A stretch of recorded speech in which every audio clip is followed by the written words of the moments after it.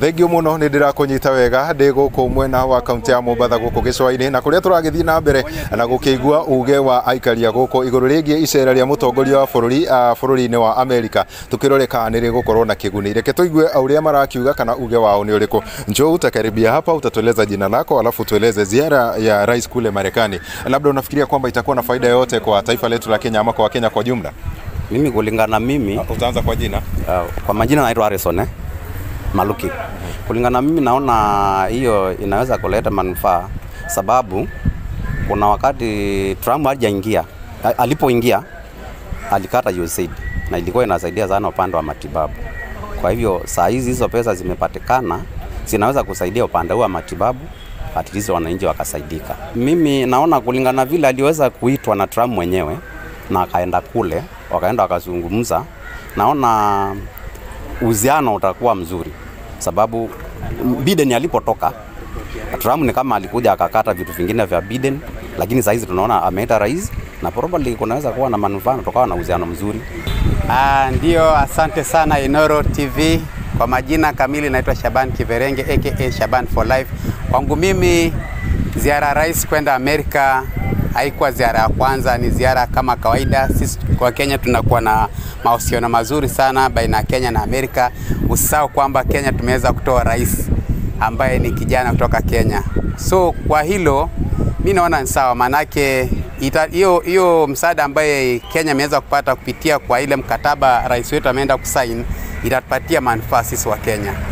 Tusisahau kwamba tulikuwa na msaada ilikuwa inaitwa USAID ambayo ilikuwa imekatizwa pale awali, lakini kwa sasa madamu rais wetu amesainia hiyo mkataba, naona sisi wa Kenya bado tutakuwa tuko mbele.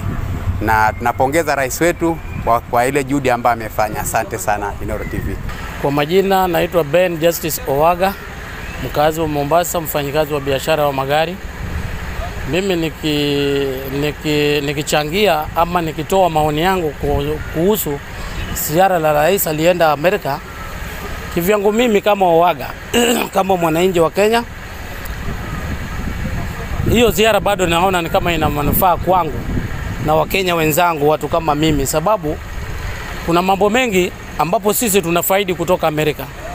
Na sisi we are in the third country, the third world, I mean. Wale jamaa wako mbele yetu na wamekuwa na mahali wanatusaidia siku zote. Sisi Kenya tunategemea Amerika mara nyingi, na hiyo ziara alienda, kuna mambo mawili matatu tuliona kwamba ilikuwa katika mkataba alienda kusaini. Kwa hivyo tunapongeza. Mimi kuvyangu mimi naona itakuwa na manufaa, sababu kama si ingekuwa manufaa angeliweza kuondoka kwenda nchi kule Amerika. Unaona?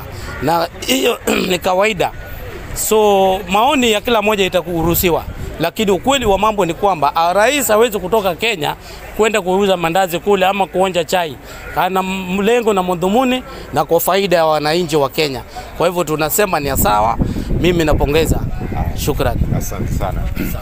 Thengio muno ucio ni uge wa amwe aikari a kaunti no ya Mombatha makiuga ni mutongoria ni ragithire kuria bururi-ini wa Amerika na maroiga icera riake bururi-ini uria ni rigukorwo na kiguni kinene muno makiria ruhonge-ini rwa urigiti. Ni ndire na mange gucokia mwaro na kuriwe studio handu-ini ha Inoro TV kuma guku gicwa-ini kaunti ya Mombatha. Ni njitagwo Francis Mandi.